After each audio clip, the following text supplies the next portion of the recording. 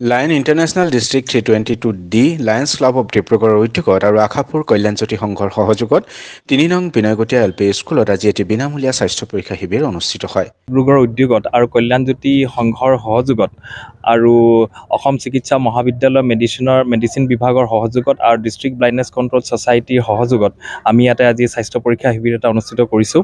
আৰু এই স্বাস্থ্য পৰীক্ষা শিবিৰত আমি চকু পৰীক্ষা, ডায়েবেটিছ আৰু অন্যান্য যিটো জেনেৰেল হেল্থ তাক আমি পৰীক্ষা কৰিছোঁ। ইতিমধ্যে 70জনতকৈ অধিক লোক আহি ইয়াত উপস্থিত হৈছে। ইয়াৰ ভিতৰত আমি এতিয়া 19জনকৈ কেটাৰেক্ট ধৰা পৰিছে আৰু লগতে ডায়েবেটিছ ৰোগীও ধৰা পৰিছে কেইবাজনো। আৰু ইয়াৰ ভিতৰত যিকেইজন আমাৰ কেটাৰেক্ট ৰোগী ধৰা পৰিছে তেওঁলোকক আমি অসম চিকিৎসা মহাবিদ্যালয়ত পৰৱৰ্তী পৰ্যায়ত বিনামূলীয়াকৈ অপাৰেশ্যন কৰাৰ ব্যৱস্থা কৰিম। আৰু লগতে আমি ইয়াতে আজি এই স্বাস্থ্য পৰীক্ষা শিবিৰত আমি আজি বিনামূলীয়াকৈ ইতিমধ্যে দৰৱ প্ৰদান কৰিছোঁ আৰু লগতে যিসকলক আৰু চিকিৎসাৰ প্ৰয়োজন হ'ব তেওঁলোকক আমি বিনামূলীয়াকৈ চিকিৎসা প্ৰদান কৰিম। বানৰ পাছত হ'ব পৰা বিভিন্ন ৰোগৰ পৰা কিছু পৰিমাণে হ'লেও বানাক্ৰান্তক সহায় কৰাৰ উদ্দেশ্যে লায়ন্স ক্লাব ডিব্ৰুগড়ে আশাপুৰ কল্যাণজ্যোতি সংঘৰ সহযোগত অনুষ্ঠিত কৰে এই স্বাস্থ্য শিবিৰৰ। ইমানবোৰ আমাৰ যিবিলাক সহজতে বানপীড়িত অঞ্চলত যিবিলাক ৰোগ দেখা যায় জনসাধাৰণৰ ভিতৰত সেইবিলাক ৰোগৰ কাৰণে আমি স্পেচিয়েল ডক্তৰ মাতি আনিছোঁ মেডিকেল কলেজৰ পৰা আৰু বিনামূলীয়া দৰৱো বিতৰণ কৰা হৈছে। ইয়াতে এটা আশাপুৰ বানপীড়িত শিবিৰ আছে।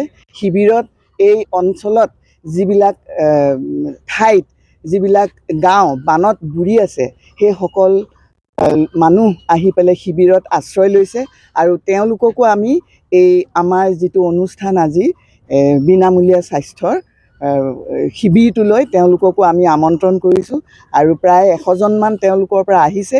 আমি অতি আনন্দিত হৈছোঁ যে আমাৰ দ্বাৰা লায়ন্স ক্লাব আৰু আশাপূৰ্ণ কল্যাণজ্যোতি সংঘৰ দ্বাৰা যিটো অনুষ্ঠান যিটো শিবিৰ আজি ইয়াত পতা হৈছে মই ভাবোঁ বানপীড়িতসকলৰ কাৰণে অতি উপযোগী হয়।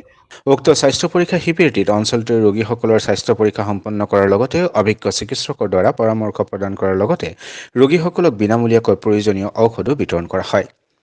বিনামূলীয়াকৈ এই শিবিৰত চকু, মধুমেহ আৰু ৰক্তচাপৰ পৰীক্ষা কৰা হয়। শিবিৰত চিকিৎসা সেৱা আগবঢ়াই জিলা অন্ধতা নিয়ন্ত্ৰণ সমাজ আৰু অসম চিকিৎসা মহাবিদ্যালয়ৰ মেডিচিন বিভাগৰ কেইবাগৰাকীও অভিজ্ঞ চিকিৎসকে।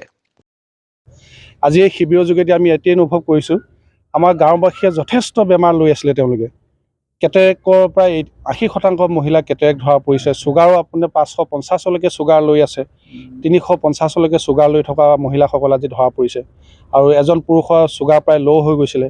এই বেমাৰখিনি তেওঁলোকে অভিজ্ঞতা নোহোৱাৰ কাৰণে আজি বেমাৰখিনি লৈ থাকিবলগীয়া হৈছিলে। আজি আমি লায়ন্স ক্লাবক সেইখিনি আন্তৰিকভাৱে ধন্যবাদ জনাইছোঁ।